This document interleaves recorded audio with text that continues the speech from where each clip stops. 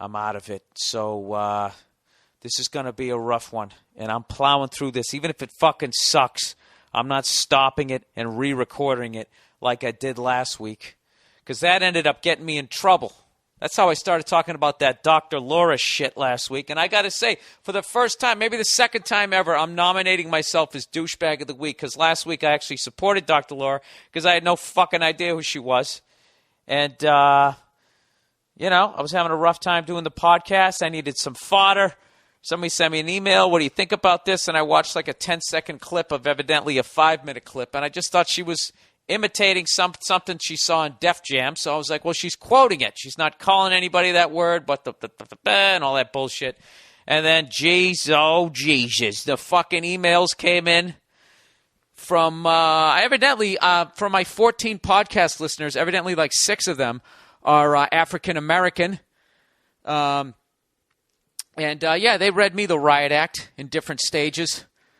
And I got to admit, they were fucking right, because something, my uninformed logic is usually funny, that I don't know what the fuck I'm talking about, and I go off on shit, and I realize that race probably isn't one that you should probably do that on. I didn't know that she was like Rush Limbaugh with a cunt. I had no idea. I just, I didn't know who the fuck she was. I thought she was some soccer mom with a podcast, And she was like, all the crazy kids out there are fucking blah, blah, blah. I had no idea. So, all right, fucking eggs on my face. But anyways, so I got fucking trashed. I took a little heat off of Mel Gibson, I bet. But he got a couple of less fucking hate mails last week. So I apologize. I don't know who she is. I'm not going to apologize for my stupidity. But in the future, when it's something, race-related, I will try to be a little more informed. All right? Well, I got to find this fucking email where this guy fucking trashed me. He said, let's see. He goes, it starts off good, just trashing me, which I totally get. He goes, just like in your bit you did about the Jimmy the Greek thing, it's best for white people to just leave it alone. Dr. Laura may be old, but she's aware enough to know what happens to white people when they say the N-word or bring up racial supremacy theories. See, that's the part of the tape I didn't watch. I showed up late to that rally, By the time I showed up, they'd already put the cross out, Everybody's hoods, they took them off. It was a hot day. I didn't know what I was walking into. I thought it was like a fucking, AA meeting or something. We're all over by the table having donuts. It's my fault. I came in late. So anyways, he said the podium comes out, so I'm surprised you defended Dr. Laura in this case. That's what I got a lot of. I'm surprised you defended her. Because I watched 8 seconds of the tape, because I'm a moron. I don't understand why there's any debate about why any debate about racial inequality always comes down to comedians and Def Comedy Jam. I don't think it does, but evidently in your world, maybe it does. I've heard this argument before. Well, black comedians say this and that about white people and say the N-word. Why can't I? Is it fair for minority comedians? And all basically all that shit. I'm trying to get to this part here. So then he was talking about this documentary he saw where some comic was saying, making a joke. This is actually a good joke where white people are like, why can't I say the N-word? And then the dude was like, oh, it's Chris Rock. Well, why do you even want to say it, right? Great fucking joke. Totally makes sense. And then the punchline is, I've sailed the world. I've fucked Raquel Welch. If I could just say the N-word, my life would be complete. And then this dude writes after that, he goes, I think that it bothers white people because you're not used to being told that you can't do something. White people used to be able to do and say anything they wanted. Now there's all these rules. Isn't that fucking, that part of the email, that's where it just went off the fucking rails for me. You know what I mean? It's like, I totally get it. She's a fucking idiot. I didn't realize it because I watched that short little clip, I shouldn't have support that shit. And you're offended by that, which I totally get. And then in the end, you make some dumb generalization about white people. See, we're all the same. We're fucking morons. Jesus Christ. I've sailed the world. Fuck Raquel Welch. See, that part's the joke. But this here is what he writes. Bothers white people that you're not being used to being told that you can't do something. Oh, yeah.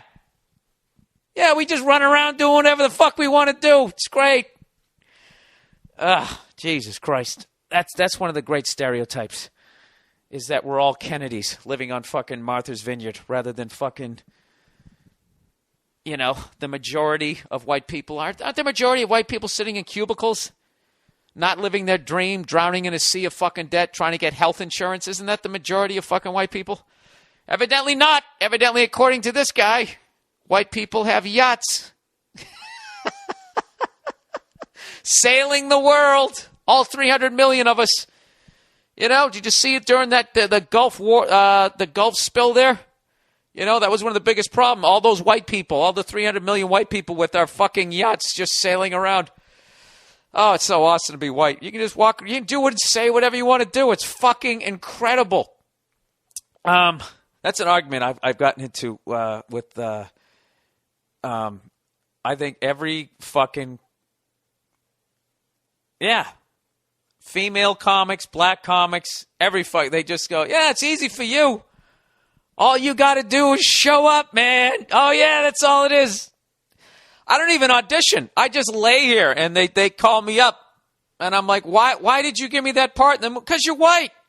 Here you go. You don't have to work for shit. That's that class. That's that fucking double standard right there. Okay, now we're opening a whole nother can of worms. Let's talk race for the next couple of weeks, people. This ought to bring out a lot of ugliness. That's that classic fucking, that's one of those statements, if you flip that thing, what you just said there, that generalization that you made of white people, that basically we just sit around and people just give us shit and we can do whatever the fuck we want to do. You're basically going to define us by the Illuminati. If you flip that around and somebody white says that about another race of people, then they're in like a Mel Gibson situation. All right? Now, I'm opening this up for discussion. I'm not opening this up for fucking rednecks to come on here and be like, yeah, that's what the fuck I'm talking about. I'm not saying it like that. You know what? I like that this podcast is this difficult.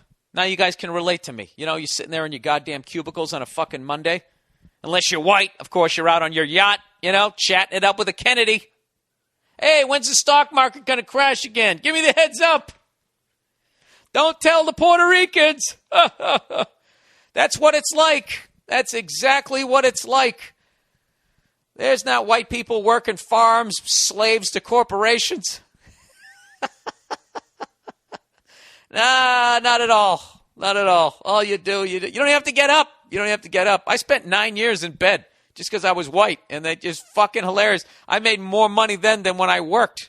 That's how great it is to be white. It's so fucking easy. And thank God for people who aren't white, who've never been white, to tell me what it's like to be white. It's fucking awesome.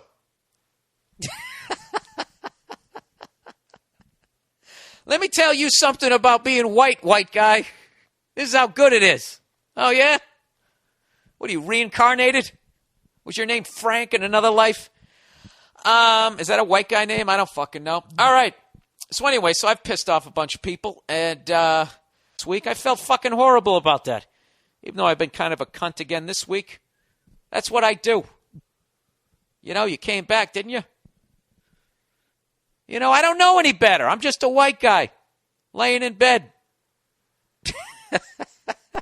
I can't remember the last time I've had disappointment in my life. It just doesn't happen. Just doesn't happen, sometimes the sail on my schooner will break, and I'm just like, oh, Jesus Christ. And then I call the government, and I say, hey, can you send me another one? They're like, wait, what color are you? I say, I'm white. They go, oh, there you go. Right on the way. I agree with the first half of the email, this guy I'm making fun of, but I would love to send this guy my fucking taxes. I really would. All right, so there you go. That was my roundabout apology. No, seriously, I really felt bad about that. I felt like an ignorant ass. And rather than just immediately come on and apologize, I left it up there for the week so I'd get my nice pounding from everybody. And yeah, you know what I mean? I fuck around. I say a lot of fucked up shit, but I'm trying to start your week off right. I'm not trying to piss you off. Although there's probably a lot of women out there who would fucking disagree. But, it's comedy. People get hurt. That's how it fucking works. This is the worst apology ever. But it's coming from the heart. All right, so go fuck yourselves. That's how we got to end it. All right? I grew up with no hugs. So if I'm trying to be fucking nice, it has to end with go fuck yourself.